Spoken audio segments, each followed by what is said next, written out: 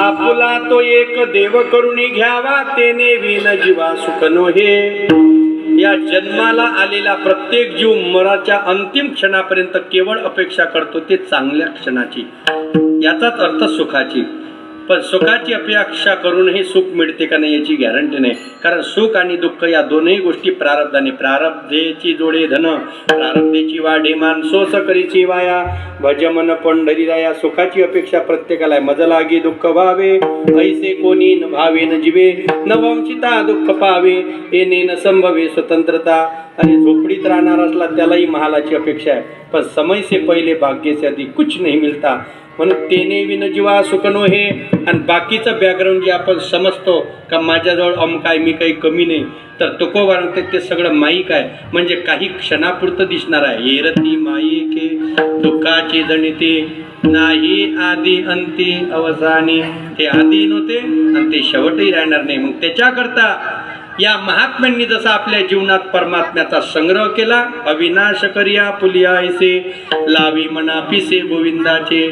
सरते शेवटी गेल्यानंतर सगळं ऐश्वर संपून जाते. सज्जन हो, शिल्लक राहते फक्त माणसाचं चरित्र आणि शिल्लक राहते कीर्ती. तुम्ही मेल्यानंतर तुमच्या अकाउंटवर किती पैसे आहे कोणी पाहत नाही, पण तुमच्या जीवनात तुम्ही चांगले कामं किती केले याची चर्चा गेल्यावर झाल्याशिवाय राहत नाही. के कबीरा जब हम पैदा हुए, जग हसे हम रोए,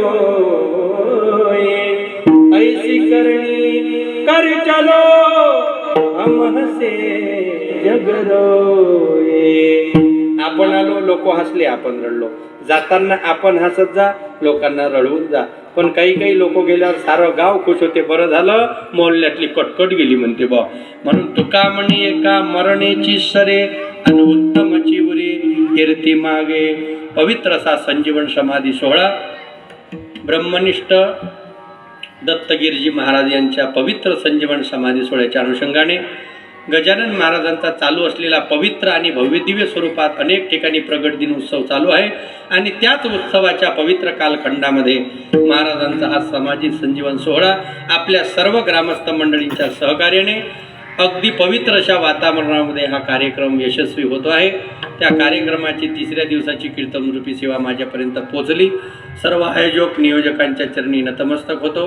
कीर्तनाकरता उपस्थित सर्व श्रोते मंडळी, सुंदर संगीताची साथ करणारी परिसरातील प्रसिद्ध सगळी गुणीजन वारकरी मंडळी, सर्वांच्या चरणी नतमस्तक होतो. बोलता बोलता एखादा शब्द अनवाधानाने चुकला असेल तो माझ्या वाणीचा दोष आहे. पण योग्य असेल ते शब्द कधी ना कधी जीवनात आपल्या पावलावर कामी पडल्याशिवाय राहणार नाही. किंबहुना तुमचे केले धर्मकीर्तने सिद्धी नेले तर माझे जीवरले पायीकपणा. पायाच्या प्रसादे काही बोलिलो विनोदे मद क्षमा करणे संसी नवे अंगभूत युक्ती नोया उपदेश. तुमचे बडबडिलो शेष तुमच्या कृपेचे पोसणे जन्मोजन्मी तुका म्हणे विठ्ठल जय जय जय हरी विठ्ठल जय जय बोलिले गुरे देवा